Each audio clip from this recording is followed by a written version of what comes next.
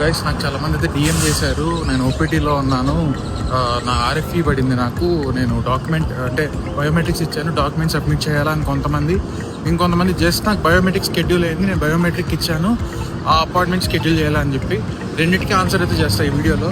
First దానికి మీకు ఇలా స్క్రీన్ షాట్ వస్తే అంటే రెస్పాండ్ విత్ ఎవిడెన్స్ అని చెప్పి ఆర్ఎఫ్ఈ పడితే అప్పుడు మీరు దానికి సబ్మిట్ చేయండి ఆ అపాయింట్మెంట్ షెడ్యూల్ అయితే స్కాన్ చేసి ఉన్నారు అది. అదే ఇన్ కేస్ గానా జస్ట్ మీకు బయోమెట్రిక్ షెడ్యూల్ అని వచ్చింది, ఇలా జస్ట్ మీరు సెర్చ్ చేస్తే మీ యూసీఎస్ పోర్టల్లో అప్లోడ్ విత్ ఎవిడెన్స్ అని కనిపించింది అనుకోండి, then I think you don't need to upload. My suggestion అంటే నేను ఫాలో అవ్వమని చెప్పను, నేనైతే అవసరం లేదంట. ఎందుకంటే మళ్ళీ అది క్రియేట్ చేస్తే అవసరం లేని ఎవిడెన్స్ ఇవ్వడం వల్ల ప్రాసెస్ ఇంకా డిలే చేస్తుందని నేను అనుకుంటున్నాను. సో అవి ఆ టూ విషయాలు. అవి కాకుండా ఇంకోటి ఏంటంటే అప్డేట్ రావట్లేదు అంటున్నారు. మా రూమ్మేట్ నవంబర్ ఫస్ట్ వీక్లో అప్లై చేశాడు ఓపీటీ కోసం. అతనికి ఆల్మోస్ట్ 4 months అయింది ఇప్పటికి. నవంబర్ ఫస్ట్ వీక్ అంటే 2 weeks ఏమో అప్రూవ్ అయినట్టు వచ్చింది. అతనికి ఆర్ఎఫ్ఈ పడలేదు, ఏమీ పడలేదు.